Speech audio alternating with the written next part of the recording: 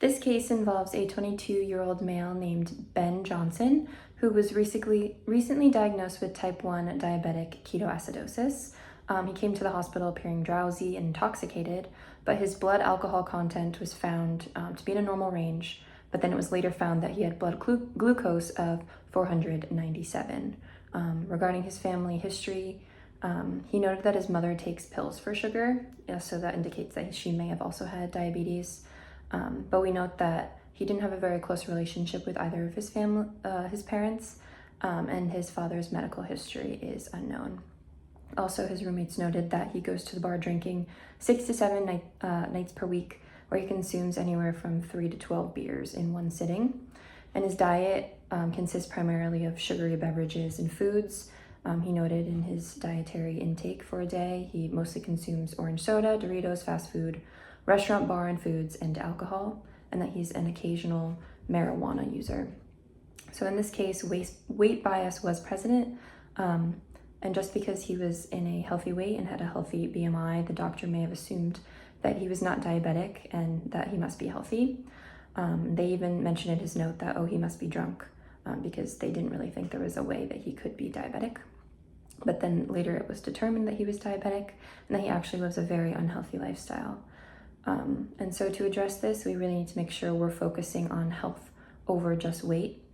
Some recommendations for him would be to seek help through community, since he doesn't really have that in his family presence right now, and possibly group therapy in order to give him a little bit of a sense of community.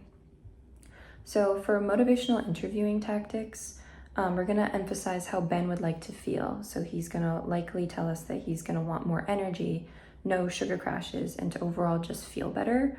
And so we're going to emphasize that if he makes these changes, he might be able to feel better. But this is a completely new diagnosis for him, so he's not likely going to want to change his ways.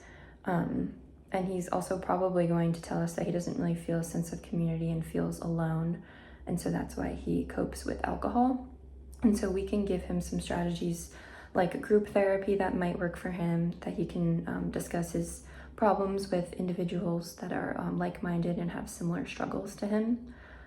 We can also help him to start integrated foods that are easier to cook so that he has more energy and feels better, just because it looks like he's eating mostly out right now. And so creating easier recipes, if he's not a great cook, can help him get started.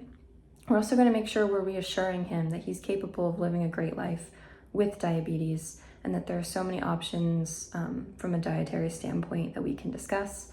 I'm assuming that he's not likely going to be willing to cut out alcohol completely, and so we can at first discuss other strategies, such as using diet soft drinks as mixers, and making sure he's getting enough carbohydrates to counteract the insulin that he'll be taking. We can also bring Ben in to talk to a therapist to talk through some of his family struggles and how he might use alcohol or poor dietary choices as a coping mechanism as well. So really addressing these from the root might help him to feel better overall. And then we're also going to talk to some of the doctors and nurses that may have been involved in this weight bias, and make sure we're educating them on just because someone is of a normal weight doesn't mean they might not have diabetes, or that they might be living an unhealthy lifestyle. So definitely not judging or making any preconceived judgments before we're hearing any of the story behind the patient as well. Thank you.